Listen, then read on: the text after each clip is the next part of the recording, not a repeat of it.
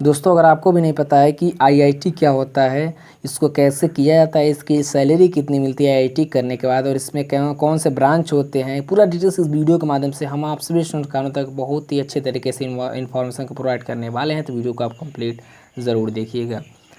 तो भाई देखिए, आईआईटी का सबसे पहले हम लोग जान लेते हैं नाम क्या होता है। तो इसका नाम, पूरा नाम आपका होता है इंडियन इंस्टीट्यूट ऑफ टेक्नोलॉजी, यानी कि हिंदी में इसे कहें तो भारतीय प्रौद्योगिकी संस्थान। आईआईटी न सिर्फ भारत के बल्कि दुनिया के सबसे प्रतिष्ठित संस्थानों में से एक है। इन संस्थानों के माध्यम से देश भर के कई उच्च स्तरीय वैज्ञानिक, रिसर्चर, टेक्नोलॉजिस्ट और इंजीनियर निकलते हैं। भारत का पहला आईआईटी संस्थान जो है वो खड़गपुर में था, जिसे भारत सरकार ने 1951 में स्थापित किया था। उसके बाद से जो टोटल आईआईटी आपके हैं वो देश में 23 आईआईटी, यानी कि भारत में 23 आईआईटी हैं। जब इंजीनियरिंग करने की बात आती है तो आईआईटी का नाम सबसे पहले आता है, क्योंकि ये भारत के सबसे प्रतिष्ठित संस्थान है और इन संस्थानों में लाखों कुशल और काबिल इंजीनियर बनकर निकलते हैं, जो गूगल, माइक्रोसॉफ्ट और फेसबुक जैसी बड़ी कंपनियों में जॉब करते हैं। सभी आईआईटी इंस्टीट्यूट ऑटोनोमस संस्थान है, यानी कि इनके सारे कोर्स और नियम कायदे खुद आईआईटी संस्थान के द्वारा ही बनाया जाता है। अब हम लोग बात कर लेते हैं कि आईआईटी कैसे करें।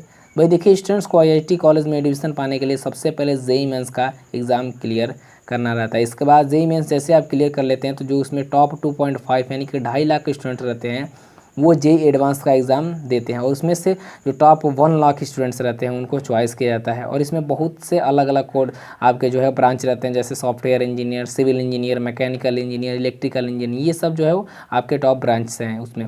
उसके बाद से हम लोग बात कर लेते हैं कि जेईई मेंस आखिरकार क्या होता है। तो भाई देखिए, जेईई मेंस का पूरा नाम होता है ज्वाइंट एंट्रेंस एग्जामिनेशन, यानी कि नेशनल लेवल का एंट्रेंस एग्जाम होता है। एनआईटी, आईआईटी और सीएफटी कॉलेज में अंडर ग्रेजुएशन में engineering course BTech and B में प्रवेश लेने के लिए एनटी यानी कि नेशनल टेस्टिंग एजेंसी द्वारा 2021 में जेईई मेंस एग्जाम का साल 4 बार में आयोजन किया जाएगा। यह एग्ज़ाम फरवरी, मार्च, अप्रैल और मई माह में होंगे। ठीक है, यह कंप्यूटर बेस्ड यानी कि सीबीटी एग्ज़ाम में होते हैं। उसके बाद से जेईई मेंस 13 भाषाओं में आयोजित किए जाते हैं। इंग्लिश, हिंदी, असम, बंगाली, गुजरात, कन्नड़ा, मराठी, मलयालम, उड़िया, पंजाबी, तमिल, तेलुगु और उर्दू भाषाओं में ये जो है वो आपका एनटीए एग्जामिनेशन कराता है।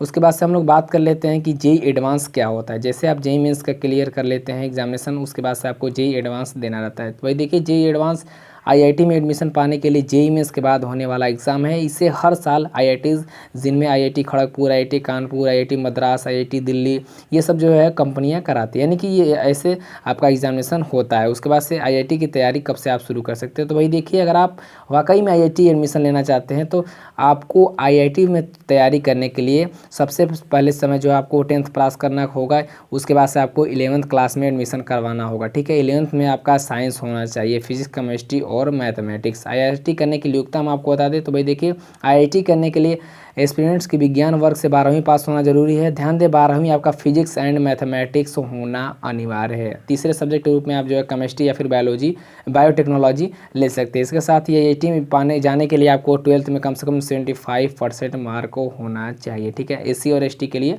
अलग से छूट है। इसके एग्जाम पैटर्न की बात करें तो भाई देखिए, एग्जाम पैटर्न इसका फिजिक्स, केमिस्ट्री, मैथमेटिक्स ये सब आपके रहते हैं।